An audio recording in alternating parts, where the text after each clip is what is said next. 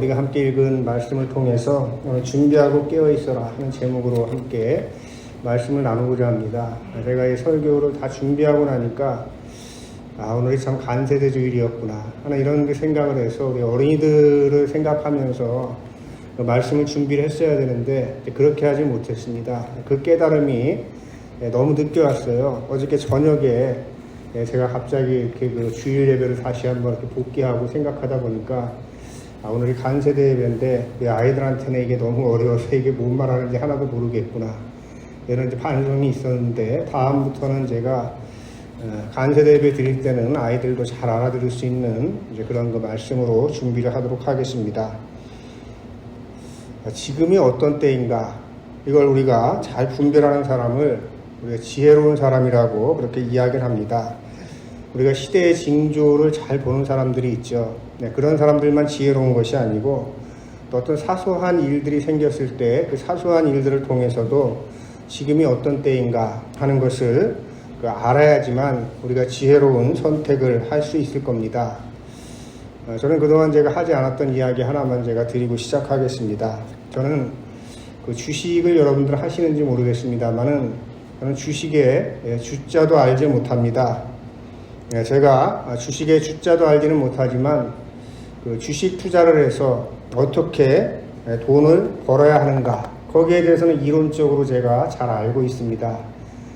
혹시 그 주식 투자하실 분들은 제가 드리는 말씀 잘 기억해 두셨다가 그렇게만 투자하시면 돈을 벌 수 있다 하는 걸 좀 기억하시기 바랍니다. 뭐 어떻게 하면 돈을 벌 수 있냐면 살 때와 팔 때를 잘 알면 돼요.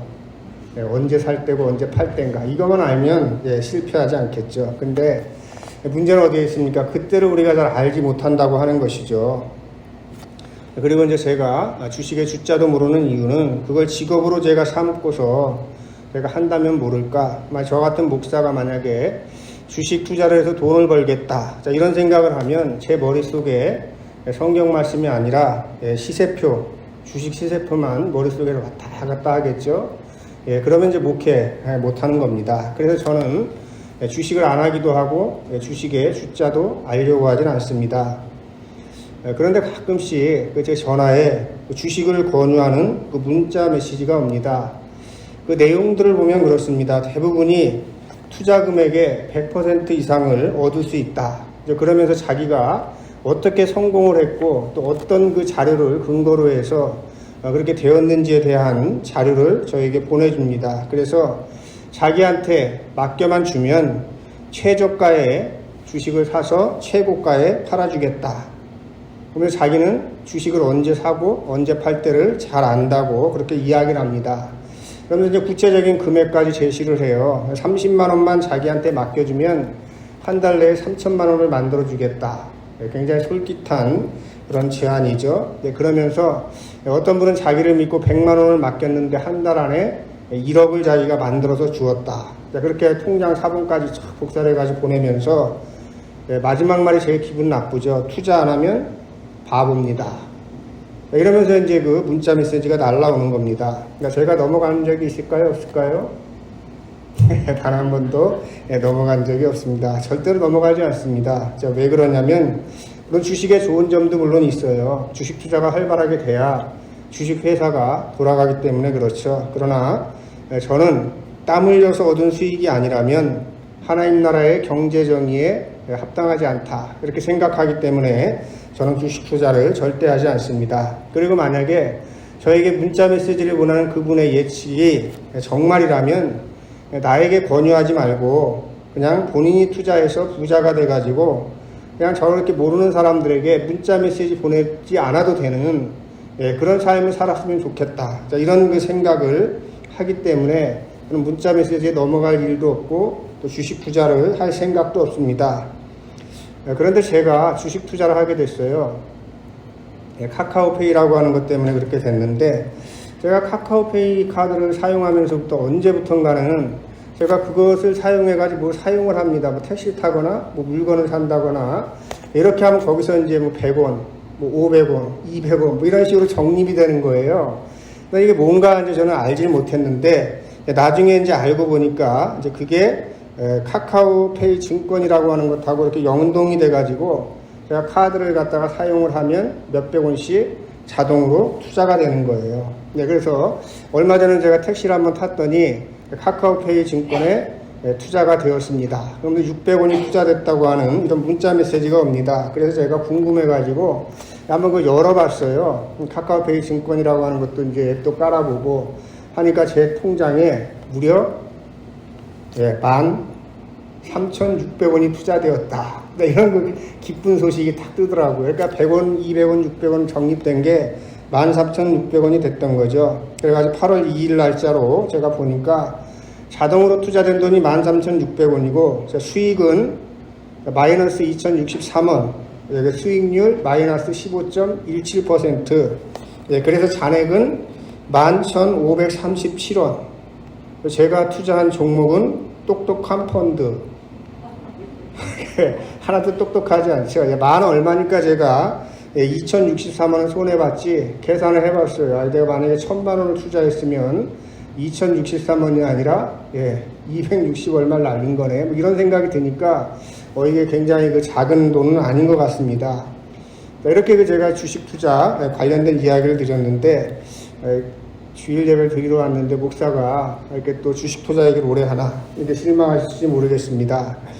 제가 이 이야기를 드린 이유가 있어요. 자, 주식 투자를 둘러싸고 일어나고 있는 일들도 사실 잘 살펴보면 우리의 삶과 크게 다르지 않다라고 하는 것이죠. 우리가 지혜로운 삶을 살아가려면 때를 잘 구분할 줄 알아야 돼요. 살 때를 알아야 되고 팔 때를 알아야 되는 것처럼 우리가 지혜로운 삶을 살아가려면 취해야 할 것이 무엇인지 버려야 할 것이 무엇인지 이것도 우리가 잘 알아야 되는 것이죠.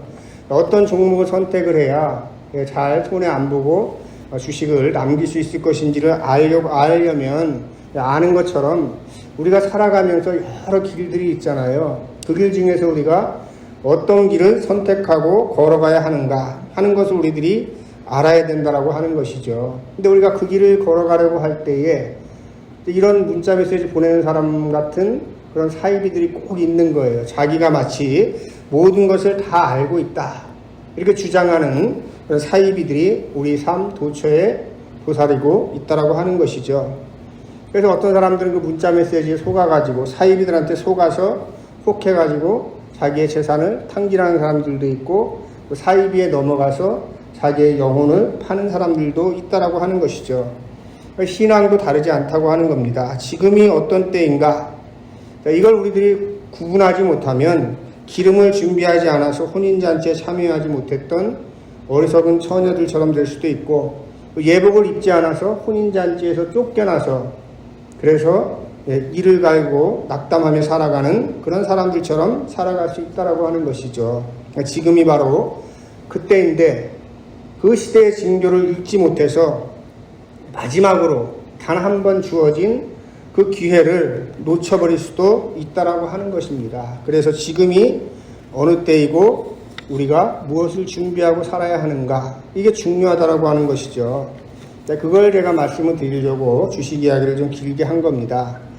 오늘 성서 1과 전체적인 그 주제는 이렇습니다. 창세기와 히브리서에는 믿음의 조상 아브라함에 관한 이야기가 나옵니다.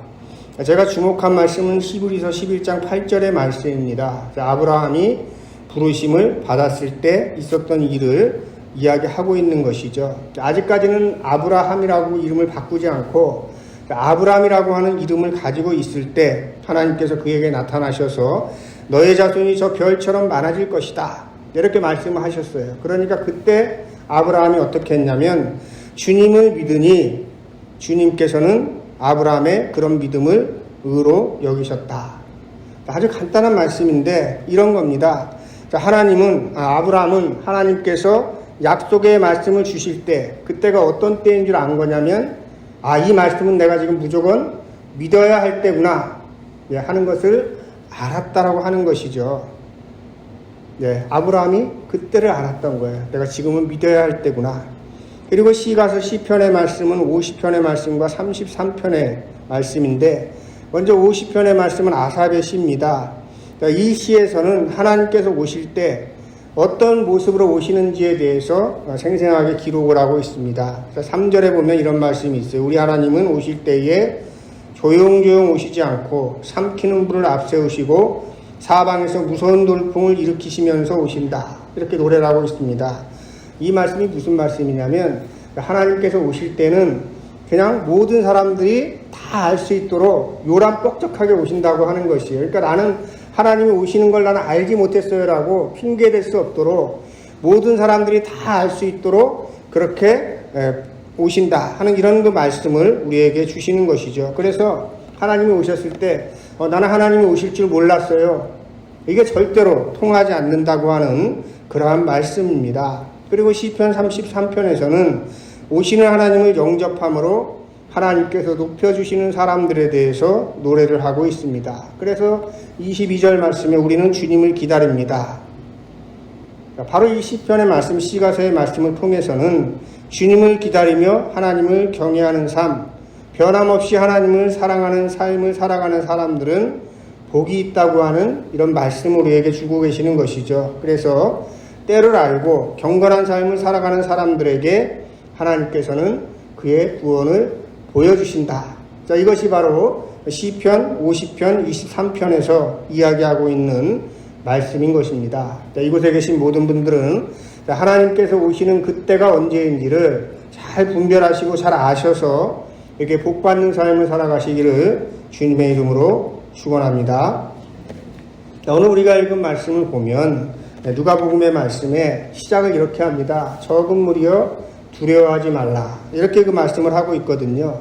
그런데 왜 느닷없이 갑자기 적은 무리여 두려워하지 말라. 이렇게 시작을 하느냐고 하는 것이죠.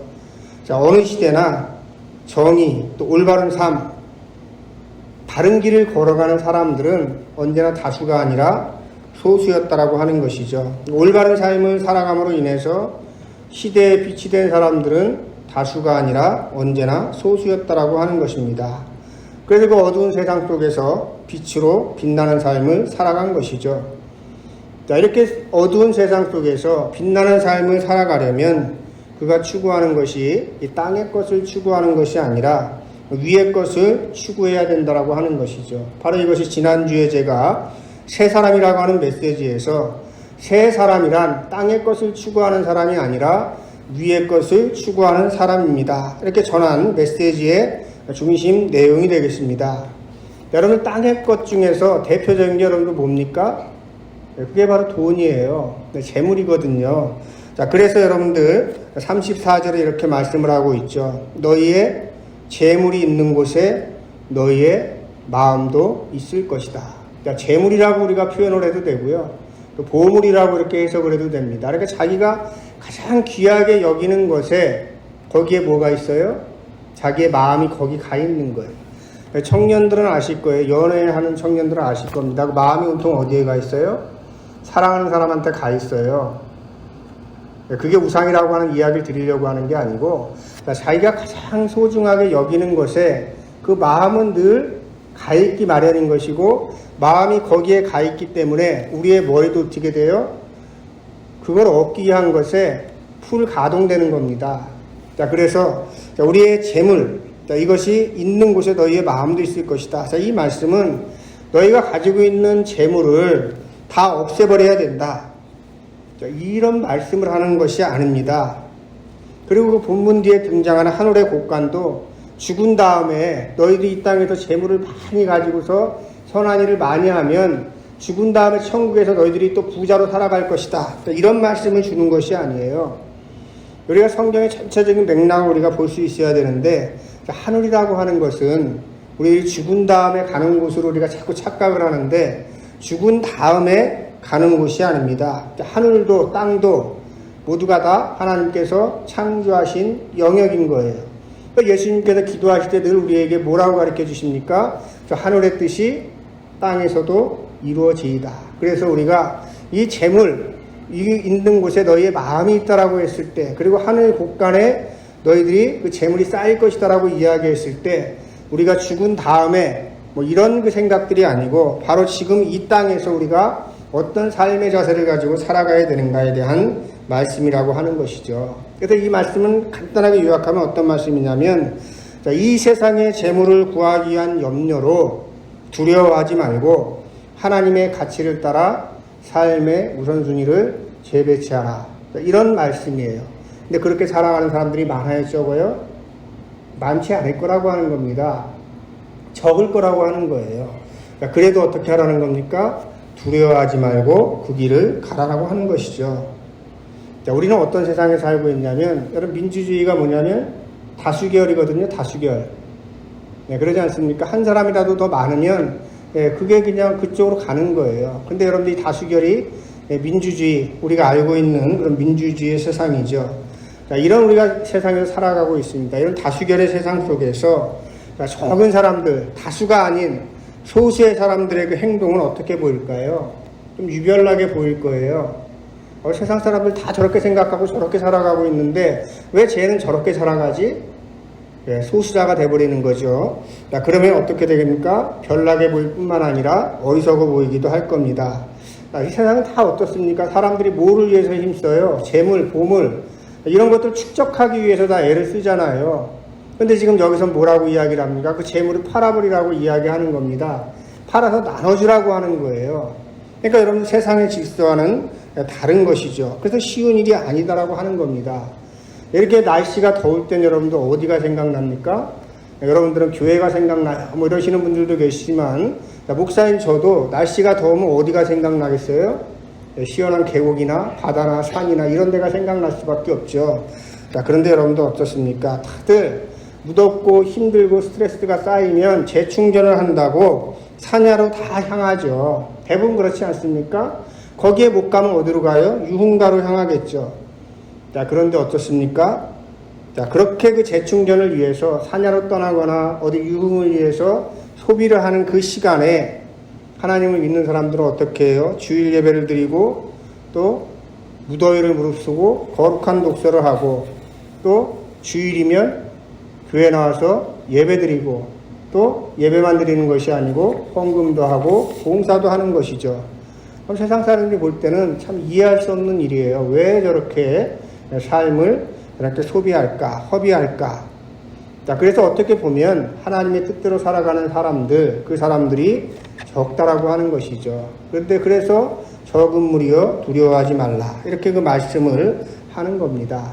그러면서 말씀을 하시는 것이죠. 너희가 그렇게 살아가면 그러면 어떻게 돼요? 하늘의 상이 크다라고 이야기하는 겁니다. 그런데 제가 말씀을 거듭드리지만 그 하늘이라고 하는 것은 우리가 죽은 다음에 사후의 세계 저 높은 곳이 아니라 지금 여기 이 땅에서 이루어지는 것이라고 하는 것을 여러분이 기억하시기 바랍니다. 그래서 다수가 걸어가지 않는 길이라고 할지라도 그 길이 옳은 길이라고 하는 그런 확신이 생기고 의미 있는 일이라고 하는 확신이 생기게 되면 우리가 그 기쁨을 어디서 얻을 수 있냐면 바로 지금 여기에서 얻을 수 있는 거예요. 그래서 묵묵히 우리들이 어떻게 해요? 감내할 수가 있는 것이고 그 감내하는 것이 맨 처음에는 좀 힘이 들지만 나중에는 어떻게 돼요? 기쁨이 되고 그 일을 하지 않으면 견딜 수 없어지는 것입니다. 자, 이것이 우리가 신앙의 성숙을 이뤄가는 사람들의 모습인 것입니다. 자, 그러면 그런 삶을 살아가려면 어떻게 해야 되냐? 그때가 언제인지를 잘 아는 지혜로운 사람이 되어야 한다라고 하는 것입니다. 그래서 35절에서 40절 말씀에 깨어서 기다려라. 이렇게 우리에게 말씀을 하는 겁니다. 정말 중요한 일은 언제 일어나냐면 생각하지도 않은 때에 일어나는 거예요. 그죠? 누가복음 12장 40절에 이제 그 말씀이 있는데 왜 우리가 준비하고 깨어 있어야 되냐면 생각하지도 않은 때에 오시기 때문에 그렇다고 하는 거거든요. 그런데 여러분 우리의 삶을 가만히 여러분을 복기해 보십시오. 정말 중요한 일은 단 한 번 우리에게 언제 있었을까요? 예, 준비하고 깨어있지 않았던 순간에 지나갔던 일들이 있는 거예요. 그리고 어떤 경우는 내가 준비하고 깨어 있었기 때문에 왔던 기회를 잡았던 적도 있을 겁니다. 그런 거예요. 그래서 우리가 준비하고 깨어있지 않으면 아무리 좋은 기회가 와도 그 기회를 잡을 수가 없는 것이죠. 네, 그래서 우리가 준비하고 깨어 있어야만 되는 것이고 중요한 일은 준비되어 있는 사람들에게만 기회가 된다라고 하는 것입니다. 예수님께서는 십자가 고난의 시간이 그렇게 멀지 않았다 하고 온 것을 아셨고 그리고 그 일을 이루시기 위해서 예루살렘으로 올라가셨어요. 그런데 제자들은 다가올 일이 어떤 일인지 전혀 알지 못합니다. 그러니까 준비도 하지 못하죠. 아무런 준비가 되어 있지 않은 거예요. 그러다 보니까 이 헛된 생각만 하는 거예요. 자, 이제 예루살렘에 예수님이 드디어 들어가시는데, 예수님이 십자가 고난을 당하러 들어가시는데 자기들은 무슨 생각하고 있냐면, 내가 영의정을 앉을까, 자의정에 앉을까, 어떤 자리가 나한테 좋을까, 법무부 장관을 할까, 뭐 총리를 할까, 이 생각하고 있는 겁니다. 참 답답하죠? 자, 그랬을 때 예수님께서 오늘 이 말씀을 주신 거예요. 굉장히 극단적인 비유를 주신 거죠. 너희가 준비를 채 갖추기도 전에 일이 닥치고 말 것이다.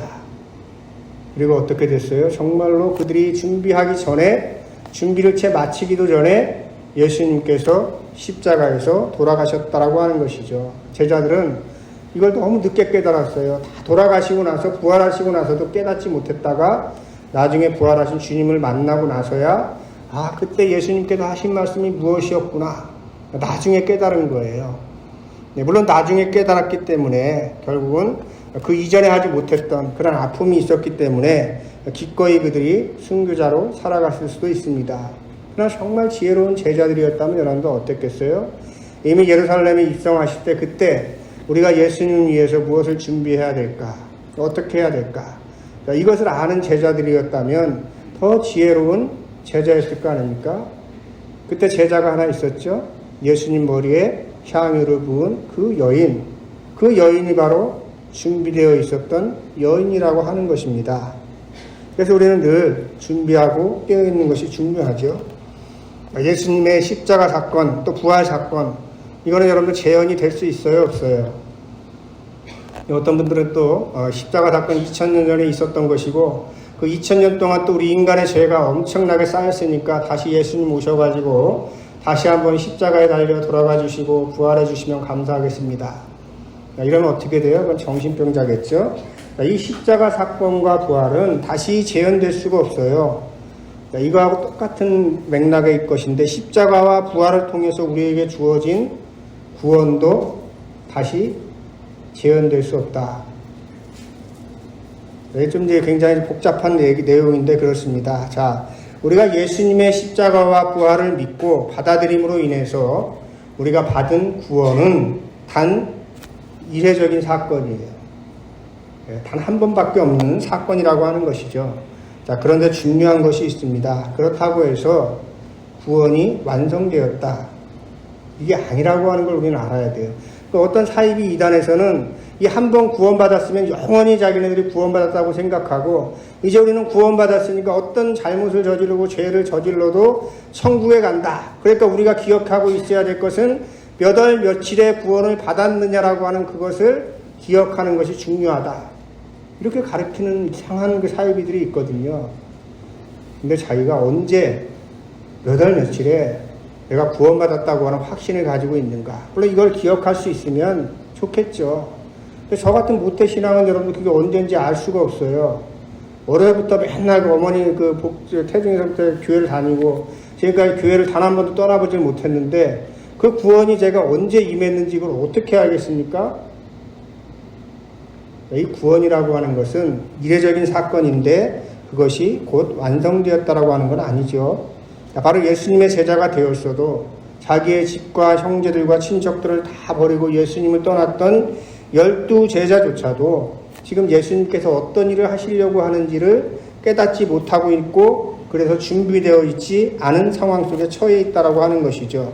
그래서 구원의 확신은 굉장히 중요해요. 그러나 거기에 머물러 있으면 잠자는 신앙과 다르지 않다라고 하는 것입니다. 그래서 무엇이 중요한 거냐면 구원의 확신도 중요하고 그 다음에 거듭난다라고 하는 게 굉장히 중요한 거예요. 자, 바로 이 거듭남이라고 하는 것은 제가 지난번에 매미의 탈피를 이야기하면서도 말씀을 드렸죠. 바로 뭐냐면, 자, 이 땅의 육신에 벗어버리는 그날까지 우리의 신앙적인 거듭남은 계속되어야 한다라고 하는 것이에요. 끝까지 가야 된다라고 하는 것이죠. 바로 이것이 깨어있는 신앙이다라고 하는 겁니다. 우리의 신앙이 깨어있으면 그때 보이는 게 있어요. 뭐가 보이냐면 내가 어떻게 살아야 되겠구나 하는 것이 보이게 된다라고 하는 것이죠. 자, 어떻게 살아가야 하는가 보이게 되면 어떻게 돼요? 준비하게 되죠. 어떻게 살아가야 되는가 보이니까, 그럼 내가 지금 해야 될 일이 무엇이네? 준비를 하게 된다라고 하는 것이죠. 그래서 준비하고 깨어있는 것은 동시적인 일이라고 하는 것이죠. 그래서 우리들이 준비하고 깨어있는 게 중요한데, 그럼 준비하고 깨어있으려면 어떻게 해야 되느냐? 자, 우리의 관심, 우리의 우선순위가 세상의 재물이나 성공이나 명예보다 한 단계 더 위에 있는 것을 우리가 바라볼 수 있어야 된다라고 하는 것이죠. 바로 땅의 것이 아니라 위의 것을 붙잡으라고 하는 사도 바울의 권면을 우리가 기억을 해야 되는 겁니다. 우리들에게는 두 가지 사람의 모습이 있는 거예요. 하나는 겉사람이고 하나는 속사람입니다. 자, 우리에게 주어진 그 사람은 겉사람의 모습이 전부다, 이렇게 생각하면 안 되는 거예요. 성경에서 뭐라고 말씀을 합니까? 겉사람은 늙어갈 수밖에 없지만 속사람은 그렇지 않다 말씀하고 있지 않습니까? 그래서 이걸 아는 사람들은 어떤 삶을 살아가냐면 골로새서 3장 2절의 말씀입니다. 위의 것을 생각하고 땅의 것을 생각하지 말라, 우리에게 권면하고 있죠. 고린도후서 4장 16절은 뭡니까? 그러므로 우리가 낙심하지 아니하노니 우리의 겉사람은 낡아지나 우리의 속사람은 날로 날로 세워지는도다. 고린도후서 몇 장이라고요? 4장 16절. 416 419죠. 419 416이라고 착각을 금방 했네. 419 혁명을 생각하시고 그 사흘 전에 무슨 일이 있었을까? 속사람이 뒤집어지는 경험이 있었다라고 하는 거죠. 날로 날로 새로워지는 사람만이 준비하고 깨어있을 수 있다라고 하는 것이죠. 이렇게 이야기하면 너무 또 피상적이죠. 그래서 제가 좀 더 준비를 했습니다. 자, 그럼 지금 우리가 2022년 8월 가을이 시작이 됐는데 이 가을에 우리가 무엇을 해야 할 때냐라고 하는 것이죠. 그리고 우리가 우선순위로 정해놓고 해야 할 일이 무엇일까? 이거 제가 6가지를 제안하면서 오늘 말씀을 마치도록 하겠습니다. 지금은 어떤 때냐면요, 지금은 하나님의 말씀을 믿고 순종해야 될 때다 하는 거 여러분들 기억하시기 바랍니다. 세상의 권력과 재물과 명예 이런 것들에 우리가 순종할 때가 아니라고 하는 것이죠. 성경에서는 분명하게 말씀하고 있습니다. 이 둘을 다 겸해서 섬길 수 없다. 둘 중에 하나만 섬길 수밖에 없다라고 하는 것이에요. 여러분들은 하나님의 말씀에 순종하는 일을 우선순위에 두고 살아가는 그런 분들 되시길 바랍니다. 그랬을 때 아브라함이 받았던 그 축복을 여러분들도 받을 수가 있다라고 하는 것입니다. 그리고 두 번째로 지금은 어떤 때냐면 하나님을 경외하고 사랑해야 할 때입니다. 왜 그러냐면 대다수의 사람들이 재물과 권력과 명예를 사랑합니다.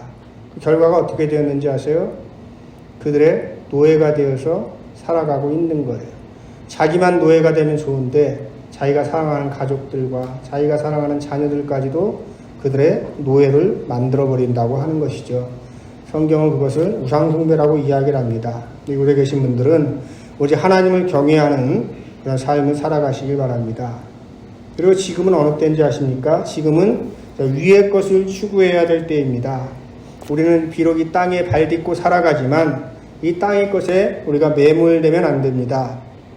성경은 위의 것으로 상징되는 그의 나라와 그의 일을 구하는 사람들에게 모든 필요를 채워주실 것이다, 이렇게 말씀을 하고 있거든요. 그래서 너희는 먼저 그의 나라와 그의 의를 구하라 말씀하시는 거예요. 그걸 구하면 뭘 주셔요? 너희들이 먹을 것과 입을 것과 그 모든 것들을 다 풍족하게 채워주겠다라고 말씀하시는데도 불구하고 대다수의 사람들은 어떻게 살아갑니까? 그의 나라와 그의 의는 아무 관심도 없어요. 오로지 뭐에만 관심이 있습니까? 먹을 것과 입을 것, 이런 것들에만 관심이 있는데 그러다 보니까 그들의 삶이 누구하고 똑같아질 수밖에 없어요. 짐승들하고 똑같아질 수밖에 없는 것이죠. 자, 그런데 여러분 금수만도 못한 삶을 살아간다고 하잖아요. 왜 그래요? 자, 금수, 동물들은 자연의 법칙을 따라서 살아가요. 그런데 인간들은 자연의 법칙조차도 따라 살아가지 못하기 때문에 우리가 위의 것을 추구하지 않고 땅의 것만 바라보고 살아가면 우리는 금수만도 못한 삶을 살아갈 수밖에 없다라고 하는 것입니다. 하나님께서 그의 나라와 그의 의를 구하면 모든 것을 채워주신다, 이런 믿음을 가지고 여러분들 살아가야 될 때가 지금이라고 하는 것입니다. 그리고 네 번째로 지금은 어떤 때냐면 거듭나야 될 때입니다. 우리가 신앙에 이 정도면 내가 다 됐다, 이 정도면 내가 섰다, 이렇게 생각하는 순간 넘어질 수 있다라고 하는 것을 우리는 기억을 해야 됩니다. 우리의 신앙에는 이 정도면 되었다가 없어요. 죽는 그 순간까지 우리가 거듭나는 삶을 살아가야 된다 하는 것을 기억하시기 바랍니다. 그리고 지금은 어떤 때냐면 속 사람을 새롭게 해야 될 때예요. 우리가 겉으로 보이는 것에 연연하면 어떤 사람이 될 수밖에 없냐면 위선자가 될 수밖에 없다고 하는 것입니다. 우리가 속 사람을 새롭게 하면 그때 누가 그 마음을 보고 계시냐면 은밀한 중에 보시는 하나님께서 보시고 갚아주시는 거예요. 그래서 우리가 겉사람에 연연하지 말고 우리의 속 사람을 가꾸는 일에 우리가 힘을 써야 우리가 하나님이 함께 하시는 축복의 삶으로 들어가게 된다. 기억하시기 바랍니다. 그리고 마지막으로 이 모든 일을 할 때 지금은 어떤 때냐면 적은 무리가 되는 것을 두려워하지 말아야 할 때예요. 대다수의 사람들이 지금 죽음의 길을 달려가고 있거든요. 근데 거기에서 돌아서 가지고 생명의 길을 선택을 하는 순간 대부분의 사람들이 넓은 문으로 다 들어가고 있는데 그 좁은 문을 갖다가 선택하는 그 순간 세상으로부터 비난을 받을 수도 있고 또 어리석은 사람이라고 또 따돌림을 당할 수도 있어요. 그러나 그걸 여러분들이 두려워하지 말라라고 하는 것이죠. 우리가 거룩하다, 거룩해야 된다. 우리가 이렇게 이야기하잖아요. 이 거룩함이라고 하는 단어가 어디에서 온 거냐면 히브리어로 카도시, 구분하다라는 뜻이거든요. 분리되다. 구분된 삶을 우리가 살아가야 되는 거예요. 이 세상과 하나가 된 삶이 아니라 이 세상 사람들이 살아가는 삶에 갖추어하는 다른 삶의 방식을 가지고 살아갈 때 우리는 거룩한 사람들이다. 이렇게 우리가 불리게 되는 것이고 그걸 우리가 한문으로 풀면 그게 뭐예요? 그게 성도 아닙니까? 우리는 성도라고 맨날 이야기하면서 그리스도인이라고 이야기하면서 세상 사람들하고 전혀 다르지 않은 삶을 살아가는 거예요. 그러면서도 성도라고 불리길 원하는 거죠. 이런 모순이 어디 있습니까? 그럼 세상 사람들이 가지고 있는 땅의 것 다 가지고 위의 것까지 덤으로 받고 이건 욕심이죠. 하나님께서는 우리에게 분명하게 말씀을 하고 계십니다. 너희들이 가지고 있는 이 땅의 것 그게 전부가 아니다. 그것을 가지고 오히려 너희들이 선하게 사용을 하면 그러면 위에 있는 것을 얻을 수 있다. 이렇게 말씀을 하는 거거든요. 그리고 그렇게 살아가려고 할 때 너희는 분명히 이 세상으로부터 환난을 당하겠지만 핍박을 당하겠지만 손가락질 당하겠지만 그걸 두려워하지 말라라고 하는 것입니다. 오늘날 이 세대가 여러분들 타락한 거는 어디에 있냐면 이런 거룩한 삶을 살아가려고 하면 그냥 두질 않아요. 고리타분한 것으로 생각하고 그냥 그렇게 생각만 하는 것이 아니고 그렇게 살아가려고 하는 사람들을 공격을 하는 거예요. 너 왜 바보같이 그렇게 사냐? 너 왜 주식 투자 안 하고 살아? 내가 몇 천만 원 벌어준다니까 얼마 벌어준다니까 왜 바보같이 그거 안 해? 이런 식으로 계속 우리 사람들을 갖다가 힘겹게 한다라고 하는 것이죠. 그러나 여러분들 두려워하지 마시고 우리가 걸어가는 길이 바른 길이고 진리의 길이라면 그 길이 우리의 삶을 빛나게 할 것이다. 이런 믿음을 가지시고 힘차게 살아가시기 바랍니다. 그래서 우리가 지금 알아야 될 것은 지금이 어느 때이고 무엇을 준비해야 할 때인가 이걸 우리가 깊이 묵상하셔서 하나님께서 기뻐하시는 삶을 살아가는 여러분들 되시기를 주님의 이름으로 축원합니다. 우리 말씀을 기억하면서 함께 거듭기도 드리겠습니다. 주님이 언제 다시 오실지 누구도 알 수 없으니 오직 깨어서 준비하라고 말씀하신 주님, 우리는 그 말씀을 따라서 깨어 준비하는 삶을 살아가게 하옵소서. 주님, 땅의 것만 있는 것이 아니라 위의 것이 있음을 잊지 말게 하시고 한남교회에 속한 가정들마다 하나님께서 기뻐하시는 가정이 되게 하옵소서. 예수님의 이름으로 기도드립니다. 아멘.